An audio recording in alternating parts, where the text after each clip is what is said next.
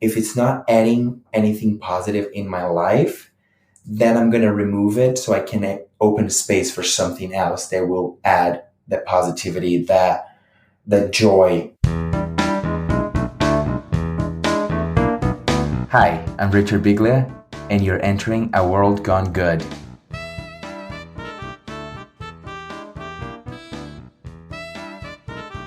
Well, hello, my name is Steve, and you are in a good place. How good? So good, it spans the entire world itself. Yes, that's right, this is World Gone Good, the podcast that shines the light into the darkness and or finds the light in the darkness to prove week after week after week after week, there is so much good out there. Today's episode is all about social media. So, question, why aren't you following us on social media? Get on over to the gram, the Instagram, to connect with us. We are at World Gone Good Podcast. And we tweet the good away on Twitter. Find us at World Gone Good 1. That's World Gone Good and the number 1 at the end. Follow us and we will happily follow you back. And for doing just that, we say, as always, thank you.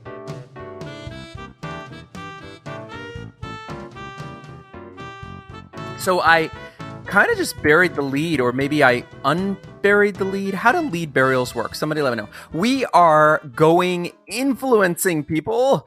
Oh, don't act like you don't follow any influencers on your social media accounts yourself, or that you haven't been influenced by someone else to buy some clothing or protein powder or donate to some dog rescue you see that the dog needs surgery, or you see someone walk out of their hotel room and they dive into a pool that's right outside of their doors and they're taking in the crashing waves of Crete. Okay, so basically what I've just done is listed everything I'm guilty of doing, but is it guilty to be influenced, especially if you're being influenced in a good way?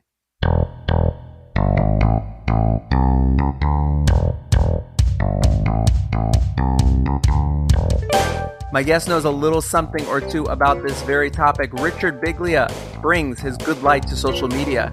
He's using it to spread positivity, and he's also learned a few things about himself through influencing others.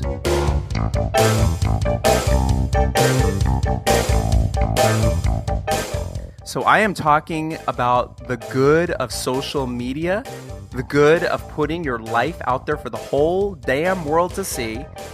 And I'm talking with you, Richard, because you have 54,000 followers on Instagram. And my first question to you is, did you wake up one day and go, holy shit, I have 54,000 followers? How does that even happen?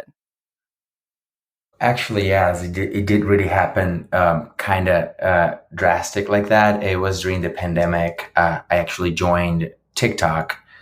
And since I didn't have anything else to do, I was just creating TikTok videos. And a few of them went viral. And then one day I realized that my TikTok was growing, and I went over to 210,000 followers on TikTok, and a lot of them migrate into Instagram. So I went from I think 9,000 followers to 50 something within the course of a couple of months.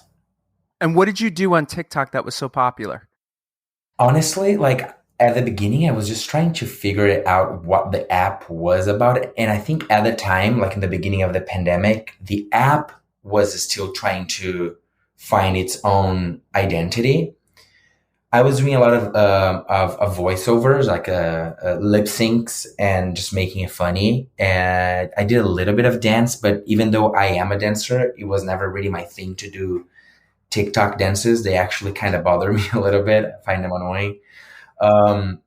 And just more comedy. I think because it was video based, it just allowed me to bring my personality a little bit more than just a static photo on Instagram that you just leaves too much room for interpretation.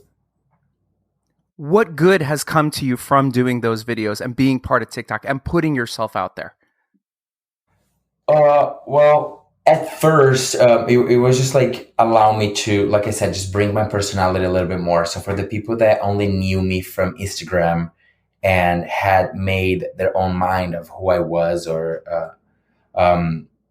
just created the story in their head, they could get a little bit more of my side, um, like my funny side, my goofy side, I would say.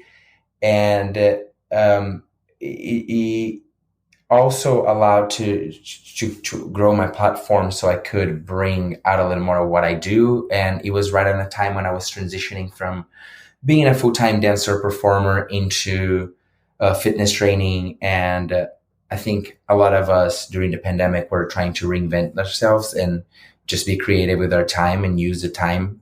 Somehow the lockdown ended up being longer than expected, and allow me also to create connections and start in the fitness industry. And it was all through social media at first. So here's what I really want to have been asking people and really want to know. Do you feel that you can be your authentic self online, or is this a celebrity version of yourself? Not to say either is right or wrong. Do you get what I'm asking? Yes, I understand what you're asking. I wouldn't say that it is a celebrity version of myself, but we are in control of everything that we put out there on social media. I'm in control of what I post. I'm in control of what I decided to share. So it's not that it's a celebrity version, but it's definitely an enhanced version of my reality. You know what I mean? Sure. I post successful job that I did, or like some exciting new in my career, or a fun place that I visited. So I'm kind of, it gives us a little bit of, and that might be the wrong word to use, but the manipulation that I am allowing you to see what I want you to see. I'm not posting my personal struggles in my personal life, or how I struggle to succeed in my career, or like a lot of the times people don't post the challenges. They post after the challenge has been conquered. And I feel like I'm guilty of that as well. And it's something that I've been trying to change and be a little more relatable and human. Because a lot of people come to me like, oh my God, your life is perfect. You're always traveling.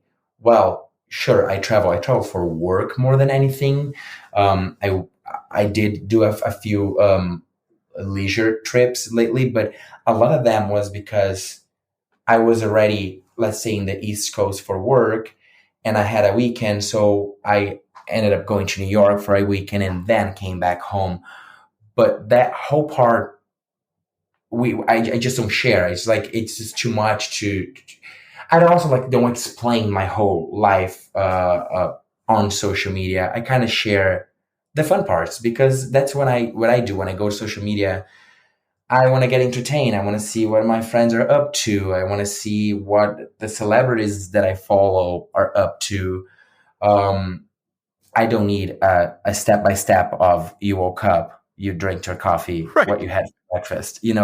I'm not that. There's people that put things like that out there. Those are not the people that I follow, because I want to be inspired, and I would be entertained when I go on social media. Well, those are the videos that always make me laugh. Are these so many videos of like, they pretend like they wake up and they get up and they stretch in their boxer shorts and they open the window and they go and brush their teeth and they make their coffee, and I'm like, what the hell am I watching right now? But And that takes the whole morning for them to do that. Right, they filmed it right, and they have to edit the whole thing. Mm-hmm.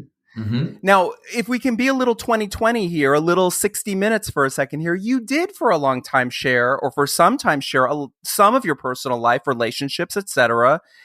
Have you pulled back from that? Because Yes, that's just a part of your... Yeah, I was wondering about that, because I'm being honest with you. I followed you. I don't even remember how I followed you or why I started. I don't know why I started following you. No, I'm saying, but I did, and I do. But you've pulled back quite a bit, because you only have like 50 something stuff, videos and pictures up now, where you used to have tons.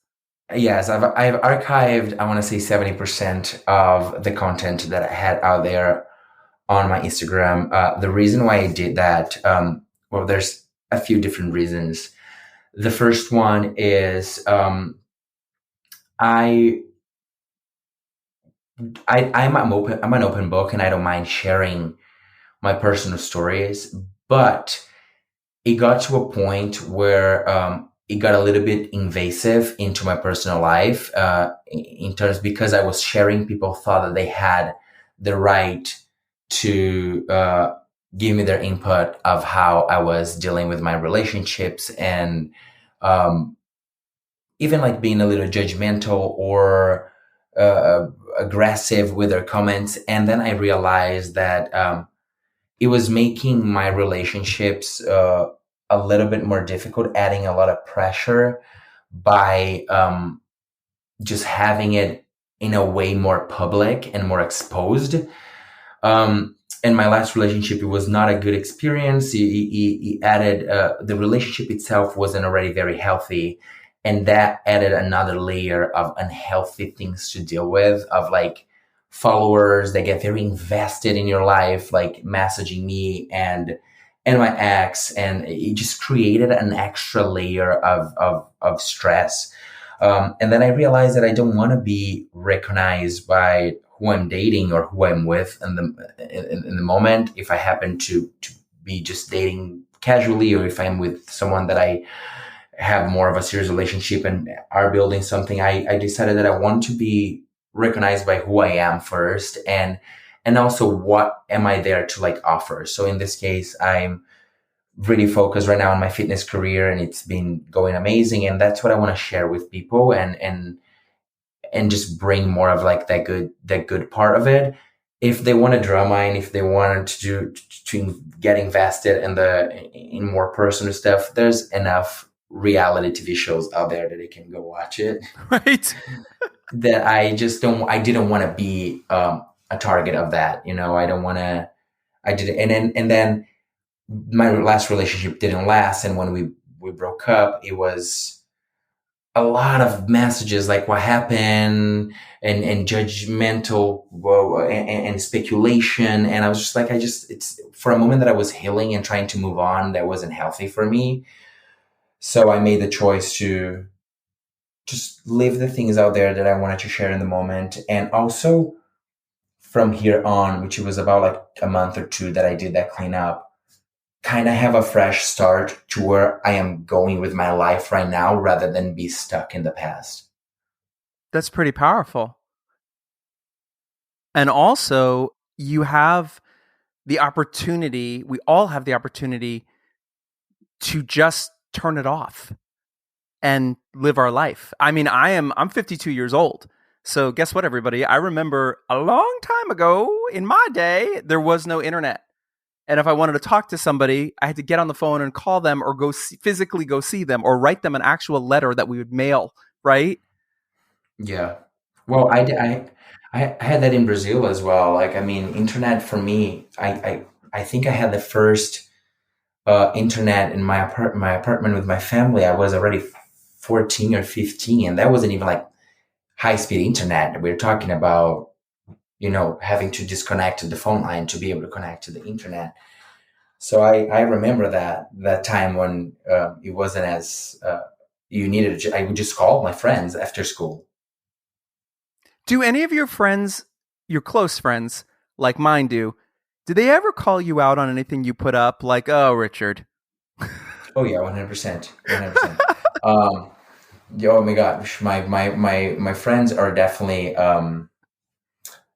little bitches. They will call me out. They will be the first one. Well, for instance, once when I ended relationships in the past, and I'm not talking about my previous my most recent one. I'm talking about any of relationships as I was growing up and maturing with it. I always go into a petty phase, which I want to post passive aggressive memes, and they would be the first one to call me out and like make me take them down, which I now appreciate them so very much for not letting me get there. But or like even like trying to heal and then posting way too many thirst traps and things like that, they would call me out right away. And that's one of the things I was trying to like use my Instagram for, and my social media in general, for good, rather than using as a weapon. Right. to get back at someone, or to like show that I'm doing so good without you, or anything like that. Because also that's not even like healing, it's just living in that feeling that doesn't take you anywhere. So yeah, my friends definitely will call me out. And even nowadays, even if it's a post that it is that they just want to call me out. Like my last post that my twerk wasn't as great as they wish you were, they will tell me. They'll be the first ones to do. Well, but you are your business. You are part of the business, meaning your image, who you are, is part of the business. You're not a bank teller, right? You're not going to the bank, and it doesn't matter what you post, right? And the same is true with me with this podcast. Some of the most successful and most viewed and most commented on and personal, DMs I get is when I sit in my backyard and just send out a message. When I don't do that, I find that my numbers for the podcast go down and people aren't listening as much. As soon as I do that, people suddenly are listening. So what I'm saying is you're the business. And that's a very fine line to have to walk sometimes. Don't you think? 100%. Yeah. Even when I was a dancer and now in fitness, like I've always worked with an image selling. It's either you're getting hired for the job because of your skills slash the way you look slash how you fit in with the rest of the cast.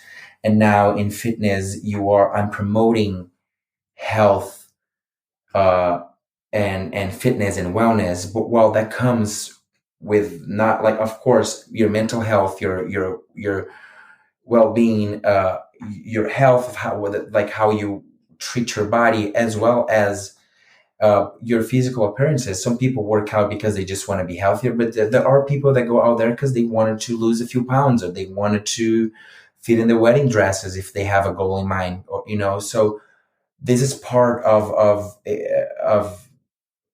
the business that I'm in. I like to think that it's bigger than just the visual, but I can't deny that there's the visual part of it as well. So it's a whole thing, and like I said, like I always say that my mom always yells at me because she thinks that I work out too much. Well, a lot of the times it's not my option to do 3 workouts a day, but I taught classes and they count as a workout.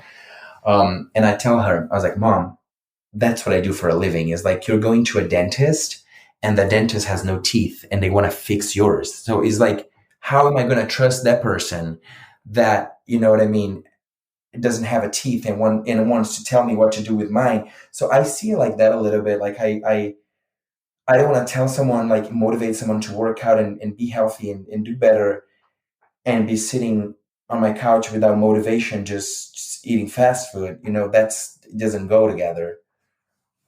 Totally. Now, here's something else really good. You became a U.S. citizen back in April. What was that like for you? Wow, what a journey. It's been in the process for years. I've became a resident back in the beginning of 2014. Um, and then in 2016, it's when I applied for my permanent residence card, which never came, and my whole process got stuck and lost in between offices because then I moved from New York to Los Angeles. So there was a time that I couldn't leave the United States. I was legal in the United States, but my lawyer was just advised me to not leave the country, uh, just so I wouldn't risk not getting, uh, not being able to get back in. And I didn't even think I was going to be able to become a citizen for the next few years. I just was trying still to get my permanent residence card so I could fly back and forth to visit my family. So I don't know what magic my lawyer did, but he found a loophole in the whole process, and noticed that I was eligible to apply for naturalization or citizenship. So it was pretty amazing and exciting because I every year I thought that would be the year that I would wrap up that situation so I could go visit my family or just have a little bit more of the freedom. And it kind of came last minute, and it was exciting because once we applied for citizenship, everything fall into place and moved very quickly. And I've been here for 11 years, so I feel like I am a citizen of this country already, and now I'm excited that I can really have the not only like the duties but the rights of a full citizen and be here. You get to vote. I get to vote. Oh, so exciting. What Yes. advice would you give to somebody who's trying to get their social media good on? What good advice would you give? First of all, I wish I could say like how to get followers up or down, because I can crack that code and I don't think I ever will. One of the things that I like from this whole like what decade that we've been that this generation has been very present in social media, I think authenticity it's great, and it's something that people will look forward. Like they want to, they like. There's a lot of people out there on social media already that they are a character, and I didn't want to fall into that. I try to be as authentic as I can. So authenticity is definitely finding your brand. And when I say that, I don't mean like you're trying to sell something, but I told that to friends that wanted to grow their streams. Why are people following you? What are you sharing with them? If if your feed is to stagger into, oh, this is my art, this is my college, or this is my puppy, and then people don't understand what they're following, it has to kind of have a similar idea. Hence why I went ahead and kind of clean a lot of stuff from the past. I clean a lot of like my dance stuff, because the era that I am right now is focusing on my fitness career. So I think that's something that is it's very important to like know what you're sharing, and what do you want to share as well, because you want to be having a content that you're passionate in creating, and it doesn't feel like work. Because I know a lot of people that have social media as their full-time job, and I don't want to feel, even my full-time job, I don't want it to feel like a full-time job. I want something that I enjoy doing it. Well, that is I could give you that life lesson. I just left my job back in March because I realized it's not fun anymore, and it's not serving me as a human, and it's not making the world a better place. And I'm not doing anything that's making a world a better place by staying there. And that's really like has always been my mission in my career. I've been doing my career now for 30 years. And I have always been like, if it's fun, we keep doing it. If it's not fun, we stop doing it. And that's true. I've said this before, whether it is friends, relationships, or career, family we're stuck with, but follow the fun. And when I watch you and I've seen you and you pop up on my feed, your fun comes right through. You can tell that you're having a fun time. And I agree with you 100%. I think finding something that you enjoy doing it, and even like you said, personal relationships, friends. Like I went to a phase. I want to say like maybe a year or two ago, and I've been trying to live by this mantra of, if it's not adding anything positive in my life, then I'm going to remove it so I can open space for something else that will add that positivity, that joy, because life is short. And I loved it when I was a dancer. I loved it when I was a performer. I got to a point to me that it was no longer fun, and I was just trying to do it because I felt like I needed to keep doing it. And I felt like if I had quit to do something else, I would be a failure. Um, it wasn't the case. I'm happy with what I'm doing right now. Fitness is really bringing me the joy. I feel like I can inspire people. I love what I do. I love to work out. I love to motivate people to work out. And it's the same thing, like with my social media. I want to, like, if it's fun, I'm going to post. And if there are moments that you're going to notice that I won't post for maybe a week, 2, or even 3, or the very, very few posts, because there's nothing that I'm not feeling it at the moment. And I don't want that to have the pressure of have a schedule or something. It's too much. We close these shows with the same 3 questions. Don't worry, you know all the answers. Question number 1 is so easy. Where do people find you? Where do people follow you? Well, you can find me on either Instagram or TikTok. They both have the same handle, which is my full name, Richard Biglia. They can follow me there. They can send me messages. I try to answer a lot of the request messages that I get if they are not inappropriate. If they're inappropriate, I will just pass through them. But I try to connect with people that have like real questions. If they are interested in fitness or anything that like what I am doing, I am happy to answer. I am happy to guide you through it, to give you my 2 cents for sure. The next two questions can go back to anything we've already talked about or anything you want to say. Question number one is, who inspires you?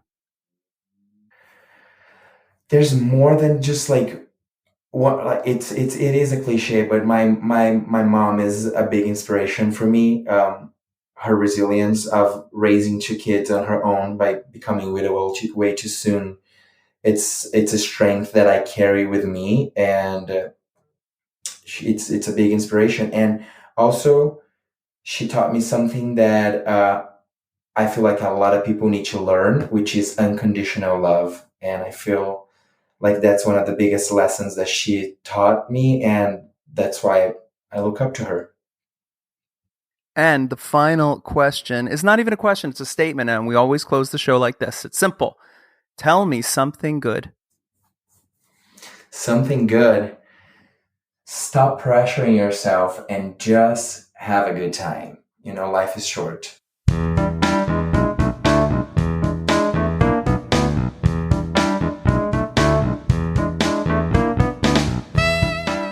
Thank you, Richard, for sharing your good. Go get some good influence by him.